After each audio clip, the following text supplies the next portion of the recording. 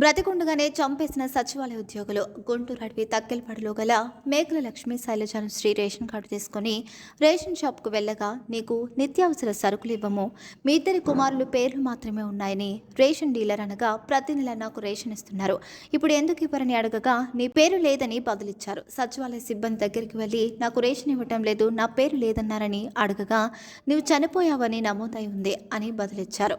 2 నెలల నుంచి తిరగగా ఎవరూ బదులివ్వటం లేదు. గుంటూరు జిల్లా కలెక్టర్ గారికి ఈరోజు నేను అర్జీ పెట్టుకున్నాను.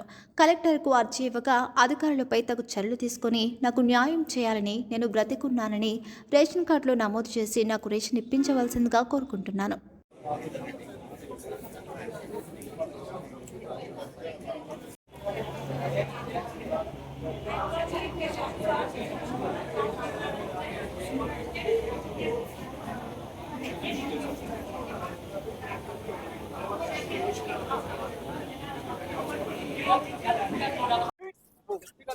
గవర్నమెంట్ ఇచ్చిన ఇల్లు తప్పితే మాకు ఆస్తులు ఏమి లేవు.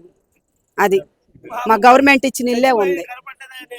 స్టోర్ కాడికి వెళ్ళా, పోయిన నెల స్టోర్ కాడికి వెళ్తే చెప్పాడు. మళ్ళీ నేను 3వ తారీఖు కూడా స్టోర్ కాడికి వెళ్తే అసలు నీ పేరు రాలేదమ్మా, ఎక్కడికి వస్తేనే ఆయన లెటర్ తీసుకొని ఒక ఫోటో తీసుకొని నీ పని అయిపోయింది 24 గంటలు అన్నాడు.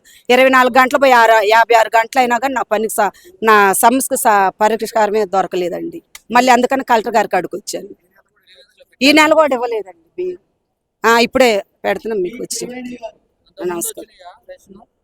అంతకు ముందు నెల వచ్చినాయి, పోయిన నెల మళ్ళీ రేపు మొన్న 3వ తారీఖు బియ్యం ఇలా 2 పిల్లలకే ఇస్తాను, నీకు ఇవ్వను అని చెప్పి నీ పేరు లేదు, నువ్వు చచ్చిపోయావని చెబుతున్నారు. నేను బతికొండగానే చంపేసింది ప్రభుత్వం. అధికారులే చంపేశారు, ప్రభుత్వం కాదు, అధికారులే చంపేసేసారు. అదండి. నమస్కారం అండి, నా పేరు లక్ష్మీ శైలేజ్ అండి.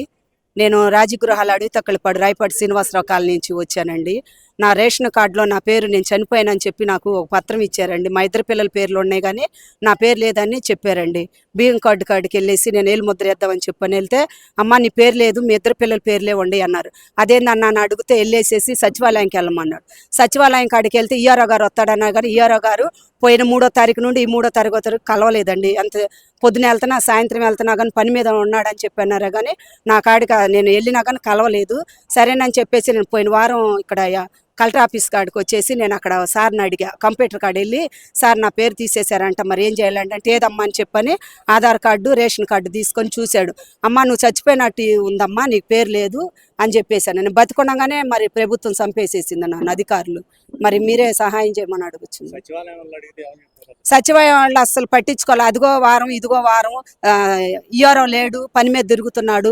ఒకళ్ళు ఫోన్ నెంబర్ ఇవ్వండి అంటే ఫోన్ నెంబర్ ఇచ్చినా మాట్లాడు, నీతో ఆయన బిజీగా ఉన్నాడనే చెప్తున్నారు కానీ మమ్మల్ని అసలు పట్టించుకోలేదు. అది 46 అనుకుంటాండి, అడవి తక్కలపాడు రాజగృహాలు రాయపాటి శ్రీనివాసరావు కాలనీ సచివాలయం 46 నెంబర్ అనుకుంటా, అది తెలియదు. అదండి. నమస్కారం.